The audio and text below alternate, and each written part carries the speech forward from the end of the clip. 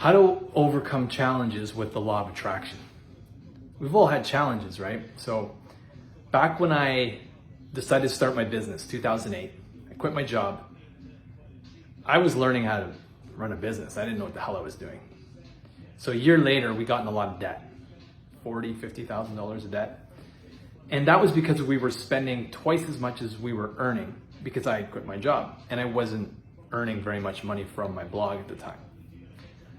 However, I remember I got to a point where my wife and I both looked at our finances. We were both on the same level. And I was like, wow, we're spending twice as much as we're earning. She's like, you gotta get a job. I'm like, yeah. So I set an intention to get a job in 90 days.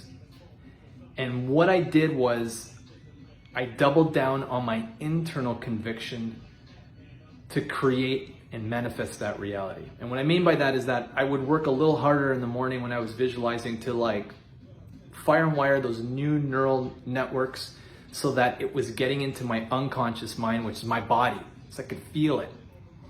I did get that job in 90 days. And then I got a signing bonus with that job. And just because I'm in business now doesn't mean we don't have months that are a little lean. It happens sometimes because things go in cycles.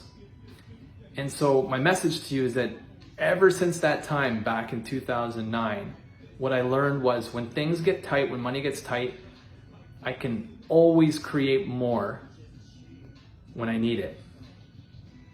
And to do that, and this is probably the biggest takeaway that you can get from this, is that when you go to meditate or visualize and you're getting those elevated emotions,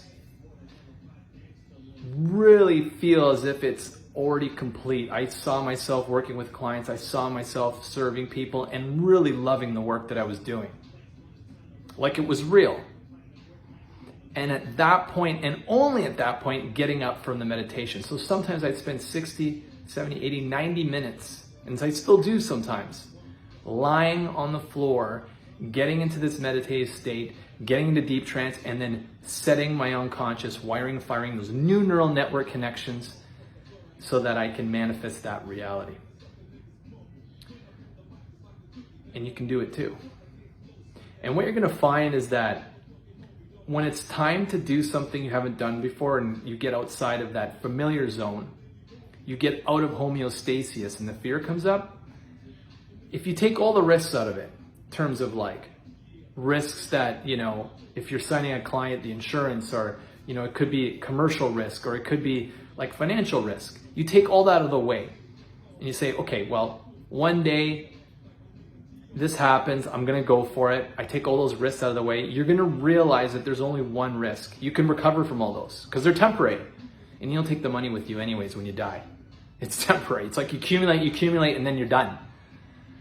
Now, obviously, we all want to have something that we can pass off to the people that we care about. So that's why we create that wealth, right? It's not just for us. But when you get to that point, when you realize there's no other risk, external risks that are going to stop you, there's only one risk. And that risk is betting on you. And if you can bet on yourself and realize that you're the only risk and you're going to bet on yourself anyways, that's when things really start to change. I hope you found this useful. My name's Steve. If you really enjoyed this video, subscribe to my YouTube channel, and we'll talk to you next time.